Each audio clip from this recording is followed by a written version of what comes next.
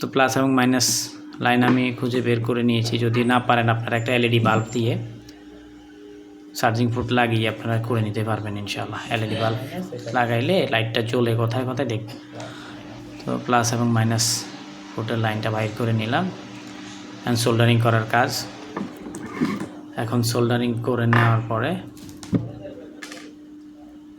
আসলে একটা কাজ করতে হলে অনেক সময়ের ব্যাপার, ভিডিও লম্বা হয়ে যায়। তো আমরা এগুলো মাপ চুপ দিয়ে তারপরে লাইনগুলো টানতেছি। প্রপারলি লাইনগুলো টানতে হবে। এখানে অনেক সূক্ষ্ম সূক্ষ্ম লাইনগুলো চেক করে কাজ করতে হয়। চেক করে লাইনগুলো চেক করতেছি কোথায় লাইনটা আছে।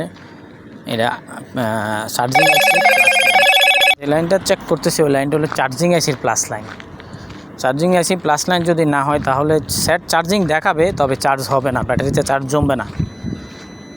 তো ওই কাজটাই করতেছি, ওইটাই খোঁজ করতেছি ডিজিটাল মিটার দিয়ে। তবে ডিজিটাল মিটার দিয়ে অনেকেই অবশ্য আমার নতুন ভাইরা যারা ডিজিটাল মিটার হয়তো বা কম বোঝে, আমিও একটু বুঝতাম না। আমি আমার ভাই থেকে হেল্প নিয়ে ডিজিটাল মিটারের কাজটা বুঝছি।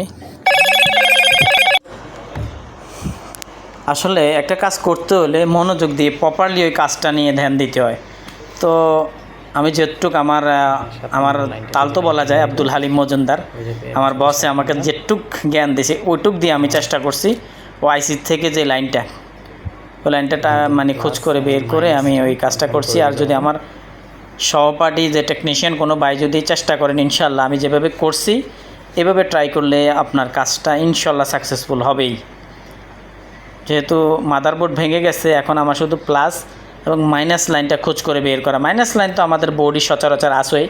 তো আমরা চার্জিং আইসি থেকে যে লাইনটা শু করব, চার্জিং আইসি থেকে যে লাইনটা আমি অনেক খোঁজাখুঁজি করে লাইনটা বের করে নিয়েছি। আমি হয়তো বা ক্যামেরাটা দূরে থাকার কারণে প্রপারলি দেখাইতে পারতেছি না, তবে কথা যেটা বলতেছি চার্জিং আইসি, হ্যাঁ আপনারা চার্জিং আইসি দেখবেন laptop tab, China tab, Samsung tab, Apple tab সবগুলোর চার্জিং আইসির স্টাইল কয়েলগুলো সেমই।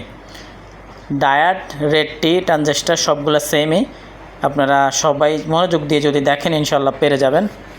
আর আমি যে সিস্টেমে কাজটা করেছি ওই সিস্টেমে ইনশাল্লাহ চেষ্টা করলে সবাই পারবেন। আমি প্রথমে কয়েকবার চেষ্টা করছি, হয় না, তারপরে ট্রাই করছি, ইনশাল্লাহ চার্জিং হয়ে গেছে। দেখেন চার্জ হচ্ছে। প্রথমে 0% ছিল, তারপরে 1%, 2%, 3%, এভাবে 14% চার্জ হয়েছে। তো অবশেষে কাজটা করার পরে আমার কাছে অনেক ভালো লাগতেছে, একটা মিস কাজ হয়ে গেছে এটা আর কি। তো আসলে এটা আমার কিছুই নাই, আমি হয়তো বা চেষ্টা করছি, আল্লাহ আমাকে করার জন্য তৌফিক দিছে, তাই কাজটা সুন্দরভাবে হয়েছে এটাই। আর এই কাজটা থেকে যদি কেউ কিছু শিখতে পারেন তাহলে আমার জন্য অনেক আনন্দের হবে। আমি একজন থেকে শিখেছি, এখন আমার থেকে আরও একজনে শিখতে পারছে, এটাই।